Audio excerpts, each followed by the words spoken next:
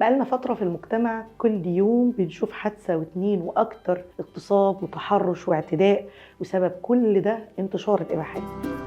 حقيقي كلنا لا ننكر إن في انهيار أخلاقي كبير جدا بيتعرض له معظم وطننا العربي. عشان كده احنا في فترة قررنا نقدم حل للوطن العربي كله، وزي ما قال توماس شومان عميل الاستخبارات السابق في محاضرته الشهيرة خطة تفكيك المجتمعات: ركز على جيل واحد افقده كل ما يحتاج من القيم والتربية والعلم، هو كفيل انه يهد المجتمع. احنا هنشتغل بنفس القاعدة ولكن بطريقة معكوسة. احنا هنركز على جيل واحد ولكن من المعلمين اللي ليهم اثر كبير عشان يبقوا اخصائيين في التربية الجنسية، عشان نقدر نواجه ونربي ونبني قيم ونأسس بشكل كبير. وهنصبر نفس المدة اللي كان بيتكلم عنها. كارير أخصائي تربية جنسية كارير محتاجينه جدا، وبرغم شدة احتياجنا وبرغم الواقع اللي بيقول ده، إلا إن احنا لسه ما عندناش لحد النهاردة أخصائي تربية جنسية مؤهل ومدرب بشكل جيد.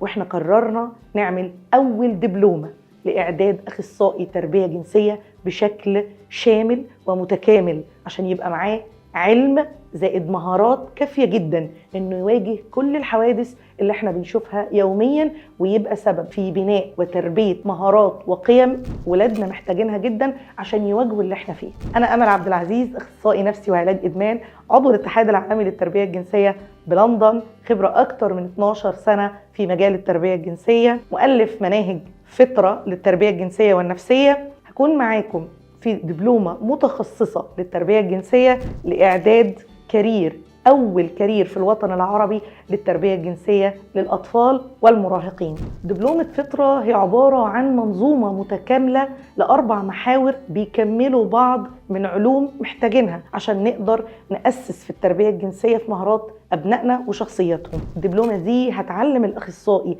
إزاي يبني مهارات، وإزاي يعالج مشاكل، وإزاي يأسس لوعي جديد ولادنا محتاجينه. الدبلومة دي مش مجرد تدريب، دي رسالة واحنا لازم نكون قدها وفيها علم حقيقي. لو انت كأخصائي شايف ان دورك اكبر من مجرد اخصائي وان ليك دور، انضم معانا لدبلومة فطرة لتكون جزءا من الحل.